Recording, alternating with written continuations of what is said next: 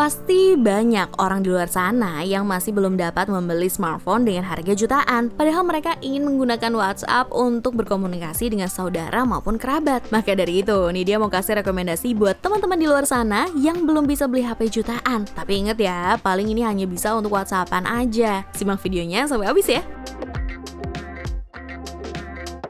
Di daftar pertama ada itel A26. Punya layar yang dianggap wah di kelasnya, itel mengusung layarnya dengan teknologi panel IPS dengan ukuran 5,7 inci dan beresolusi HD+ atau 720x1520 pixel. Menerapkan konsep desain layar waterdrop sebagai rumah kamera depan. Layar dari perangkat ini punya kerapatan pixel terbilang tinggi untuk sebuah ponsel entry level, yaitu 276 ppi. Tingginya kerapatan pixel mendorong terbentuknya kualitas tampilan yang tajam. Sementara untuk bagian performa, smartphone ini disokong dengan chipset Unisoc SC9832E yang sudah memakai prosesor quad-core berkecepatan 1,4 GHz. Lanjut, ruang penyimpanannya terbilang cukup untuk WA dengan RAM berkapasitas 2 GB dan memori internal 32 GB. Tidak hanya itu, pengguna masih dapat memasang microSD hingga 64 GB sebagai memori eksternal. Untuk harga dan spesifikasi terupdate-nya ada di scene berikut.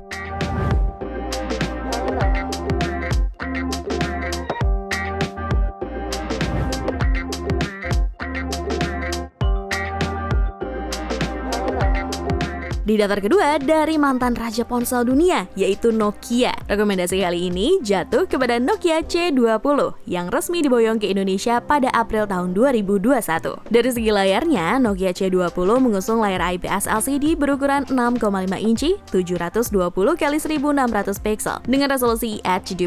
Pada bagian atasnya terdapat kamera selfie beresolusi 5 megapiksel, sementara di bagian belakang terdapat satu buah kamera beresolusi 5 megapiksel yang dibungkus dalam modul berbentuk lingkaran beserta LED flash di bagian bawahnya. Pada bagian jeroannya, Nokia mempercayakan kepada Unisoc SC9863A sebagai chipsetnya, dipadukan dengan RAM 2 GB dan internal storage 16 GB, serta dapat diperluas hingga 256 GB. Untuk menunjang aktivitas, Nokia menanamkan baterai 3000 mAh dengan port pengisian daya micro USB, serta ada fitur tambahan yang cukup penting zaman sekarang, yaitu Face Unlock. Untuk spesifikasi dan harga terupdate-nya ada di scene berikut.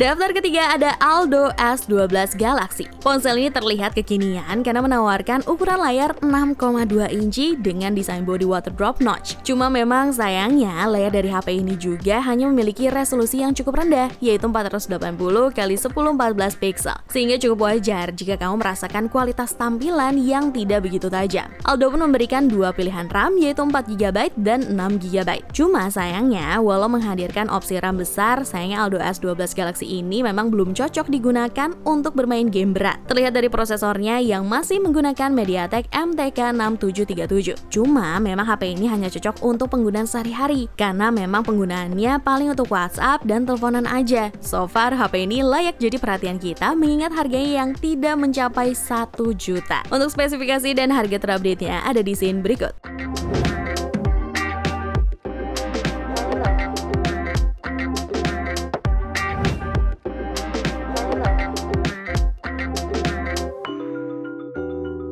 Di daftar selanjutnya ada Evercost Extreme One. Smartphone yang berkolaborasi dengan XL dan YouTube ini pun sempat jadi daya tarik orang yang ingin memanfaatkan benefitnya pada waktu itu. Ada beberapa benefit bila membeli smartphone ini pada awal masa rilis, seperti free YouTube 1 tahun dan free internet 1 tahun. Menariknya lagi, ponsel ini sudah berteknologi 4G dual on standby. Selain itu dari segi spesifikasi, perangkat bertajuk Evercost Extreme One ini mengusung layar 4,5 inci IPS LCD. Kemudian soal performa juga sudah diserahkan pada prosesor quad-core 1,3 GHz dengan RAM 1 GB. Cuma pasti kamu tahulah bagaimana performa HP dengan RAM 1 GB. Untuk spesifikasi dan harga terupdate-nya ada di scene berikut ya.